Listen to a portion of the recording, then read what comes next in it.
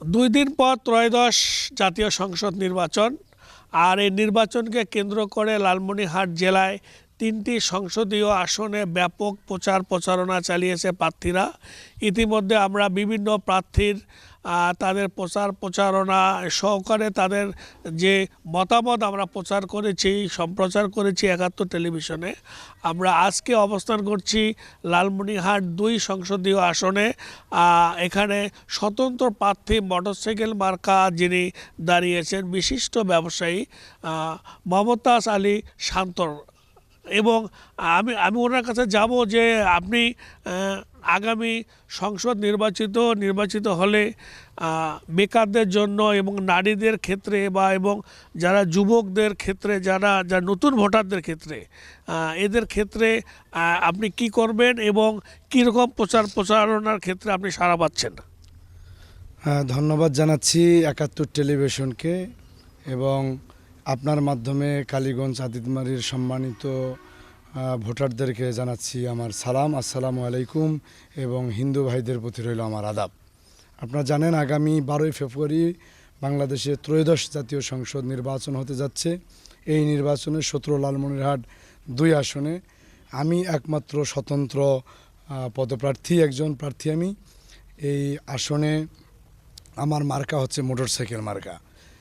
আমি বিগত নির্বাচনের তফসিল ঘোষণার পর থেকে প্রচারণার শুরু থেকে আমি প্রায় ২ উপজেলায় ৪-৫০০ উঠান বৈঠক করেছি। মানুষের যে স্বতঃস্ফূর্ত ভালোবাসা, যে মানুষের যে আকাঙ্ক্ষা আবেগ যে পেয়েছি, এটা আমি খুবই আন্তরিকভাবে আমি খুশি।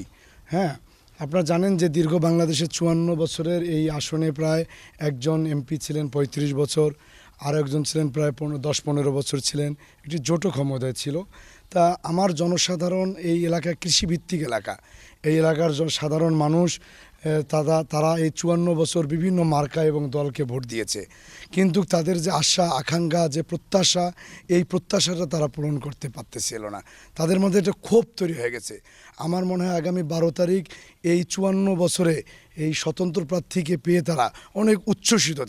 তারা চাচ্ছে যে দল মার্কার পরিবর্তে এবং এই কালীগঞ্জ আদিতমারিতে একটা সুন্দর ভবিষ্যৎ নির্মাণের জন্য তারা মনে হচ্ছে যে আগামী ১২ তারিখ স্বতন্ত্র প্রার্থীর পক্ষে মোটরসাইকেল মার্কায় একটা গোপন ব্যালট বিপ্লব ঘটাতে চাচ্ছে। আমি এটা মনে করতেছি। আরেকটা হচ্ছে, আপনি জানেন আমাদের এলাকার সবচেয়ে বড় সমস্যা রাস্তাঘাট। আমি শোলমারির চর বলেন, আমি মহিষামুড়ির চর, ঈশ্বরকোলের চর বলেন, আপনি গোবর্ধন মহিষকাজার চর এবং বিভিন্ন এলাকায় ঘুরেছি।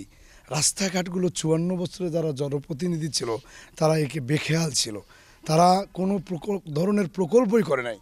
আপনি রাস্তাঘাটগুলো দেখলে মনে হবে, আপনি নিজে দেখবেন যে মনে হবে যে একটা যুদ্ধ বিধ্বস্ত রাস্তাঘাটগুলো। হ্যাঁ, কিন্তু স্বাধীনতার ৫৪ বছরে আমার এই আসনে অনেক জনপ্রতিনিধি হয়েছে। তারা শুধু পরিবার এবং তার ব্যক্তি কেন্দ্রিক যে দল, এটা ভারী করার কাজ করেছে। তারা জনসাধারণের জন্য তারা কোনো কাজ করেনি। মানে আগামী সংসদ নির্বাচনে এই অঞ্চলের লোকজন আপনাকে কেন ভোট দেবেন? এই অঞ্চলের মানুষ ৫৪ বছরের ক্ষোভ, তাদের যে লাঞ্ছনা বঞ্চনা, কৃষকের অধিকার প্রতিষ্ঠিত হয় নাই, যুব সমাজের জন্য কোনো কাজ করা হয় নাই, বেকারত্বের জন্য কাজ করা হয় নাই, নারী সমাজের উন্নয়নে কোনো কাজ করা হয় নাই। এই জন্য মানুষের মাঝে একটা ক্ষোভ তৈরি হয়ে গেছে যে আমরা দল মার্কাকে বারংবার আমরা দেখতেছি বারবার। সেই প্রেক্ষিতে কালীগঞ্জ আদিতমারের মানুষ একটা পরিবর্তন চাচ্ছে। এই পরিবর্তনের জন্য তারা একটা বিপ্লব ঘটাতে পারে আগামী 12ই ফেব্রুয়ারি মোটরসাইকেল মার্কায় তারা ভোট দিয়ে। আর আমি মনে করি যে এই রাস্তাঘাটগুলোর উন্নয়নের জন্য আমি যদি সংসদ সদস্য নির্বাচিত হই এই কালীগঞ্জ আদিতমারির সম্মানিত জনগণের ভোটারে, তাহলে আমি একটি সংসদে অবশ্যই একটা উত্থাপন করব যে আমার এই এলাকার জন্য যে এই বেহাল অবস্থা রাস্তাঘাটের জন্য, যে কালীগঞ্জ আদিতমারির জন্য একটি ডিপিপির মাধ্যমে একটা প্রকল্প করা, যেখানে এই রাস্তাঘাটগুলো ডেভেলপমেন্ট এবং মেনটেনেন্স করা হয়, যাতে মানুষগুলো নিরবিচ্ছিন্নে তাদের উৎপাদিত ফসলগুলো এবং স্কুল কলেজের ছেলেমেয়েরা ছাত্রছাত্রীরা তারা যেন তাদের নিরবিচ্ছিন্নভাবে যাতায়াত করতে পারে। এটা আমি এই কাজটা করার জন্য আমি সর্বোচ্চ চেষ্টা করব। এছাড়া বেকার যুবকদের জন্য অবশ্যই আমাদের কারিগরির দিকে বেশি মনোযোগ আকর্ষণ করতে হবে। কারিগরি শিক্ষার বিকল্প নেই, প্রত্যেককে উদ্যোক্তা বানানো হবে। তরুণ যুবকদের কাছে আমার অনুরোধ যে তোমরা বিপদগামী হয় না, মাদকের নেশা ছেড়ে আলোর পথে চলে আসো।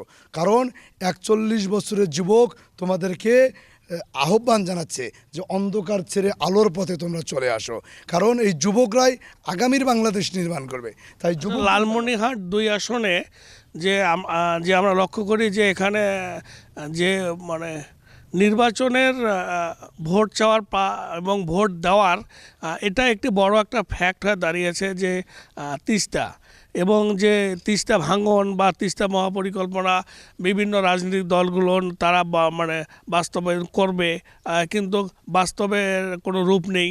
আচ্ছা, তিস্তা নিয়ে আপনার কি পরিকল্পনা আছে এবং তিস্তা এলাকার কৃষি বিপ্লবের ক্ষেত্রেও কি পরিকল্পনা রয়েছে? আমি আপনাকে ধন্যবাদ জানাচ্ছি। আপনি জানেন বিশ্বের 23টি রাষ্ট্র আমি ঘুরেছি। তা বিশ্ব দেখেছি একরকম, আমার কালীগঞ্জ আদিতমারি আর একরকম। পৃথিবীর যত শহর বা নগর গড়ে উঠেছে সব নদী কেন্দ্রিক। তিস্তাকে আমরা অভিশাপ মনে করি না, এটা আমাদের জন্য সৌভাগ্য এবং আশীর্বাদ। এটা আমি মনে করি তিস্তা মহাপরিকল্পনা বাস্তবায়ন যদি নাও হয়, যেহেতু এটা বৈশ্বিক রাজনৈতিক বিষয়, হ্যাঁ, আমি মনে করি যে আমাদের বাংলাদেশ ওয়াটার ডেভেলপমেন্ট বোর্ডের আন্ডারে একটি প্রকল্প নেওয়া উচিত, যে প্রকল্পের মাধ্যমে তিস্তাটাকে ড্রেজিং করে, বিশেষ করে আমার সংসদীয় আসনের এলাকাটুকু একটা প্রকল্পের মাধ্যমে ড্রেজিং করে 2 পারে যদি আমরা উঁচু করে হোটেল, রিসোর্ট এবং বিভিন্ন প্রতিষ্ঠান তৈরি করে দেই, মোটেল তৈরি করে দেই, ইপিজেড করে দেওয়া যায়, তাহলে আমার মনে হয় কর্মসংস্থান সহ এই এলাকার অর্থনৈতিক বিপ্লব তৈরি একটা হবে। কারণ পৃথিবীর সকল রাষ্ট্রে আমি দেখেছি যে নদী কেন্দ্রিক সব বাণিজ্যিক কেন্দ্রগুলো তৈরি হয়, তাই এটা একটা অপরচুনিটি আমি মনে করি। আর একটা বিষয় হচ্ছে যে তিস্তা আমাদের জন্য এটা এমনভাবে সেচ প্রকল্প তৈরি করা যাবে। আমি জাপানে দেখেছি, চীনে দেখেছি যে কিভাবে নদীকে কেন্দ্র করে সেচের পানিগুলো তারা দিচ্ছে। এটাতে আমাদের তখন বিদ্যুতের সাশ্রয় হবে এবং অনেক কিছু সাশ্রয় হবে, যে আমরা সেচ প্রকল্পগুলো ওইভাবে আমরা তৈরি করব। আমি এটা দেখেছি টোকিও ওসাকা সিটি দেখেছি জাপানের, যে কৃষকের উৎপাদিত ফসলগুলো কিভাবে তারা উৎপাদন করতেছে এবং তারা কিভাবে এই ওয়াটার সাপ্লাইটা দিচ্ছে। এটা আমরা নদীকে কেন্দ্র করে, এবং চীনের কয়েকটা প্রদেশেও আমি দেখেছি এটা, যে নদীকে কেন্দ্র করে তারা পানিটার সেচ ব্যবস্থা করছে, তাতে বিদ্যুতের অনেক সাশ্রয় হচ্ছে। এভাবে যদি আমরা করি, এটা কৃষি বিপ্লব তৈরি হবে এই তিস্তাকে কেন্দ্র করে, এবং ব্যাপক কর্মসংস্থান তৈরি হবে, যা অভূতপূর্ব একটা সাফল্য তৈরি হবে এই লালমনিরহাট জেলা। শুধু কালীগঞ্জ আদিতমারি না, লালমনিরহাট জেলা একটা পরিবর্তন হবে। আর আমরা শুধু আওয়াজ তুলি, অনুষ্ঠান করি, আসলে ওভাবে কোনো দিন হয় না, এটার বাস্তবায়ন হতে হবে। প্রকৃত বাস্তবায়ন করতে গেলে সদিচ্ছা থাকতে হবে। শুধু বারবার আমরা শোডাউন দিচ্ছি, আন্দোলন করতেছি, যুগের পর যুগ কাজ হচ্ছে না। তাই আমি মনে করি মহাপরিকল্পনার দরকার নেই, শুধুমাত্র ড্রেজিং করে আমরা এই পারগুলোকে আমরা এবং তার সাইডগুলোকে 2-1 কিলো আমরা উঁচু করে আমরা এই বাণিজ্যিক কেন্দ্র তৈরি করব। তিস্তাকে কেন্দ্র করে লালমনিরহাট জেলায় 2 আসনে যে সংসদ সদস্য প্রার্থী মমতাজ আলী শান্ত, তিনি তার তিস্তা এবং সহকারী এবং তার যে উন্নয়ন যে পরিকল্পনা রয়েছে, পরিকল্পনা সম্পর্কে তিনি জানালেন।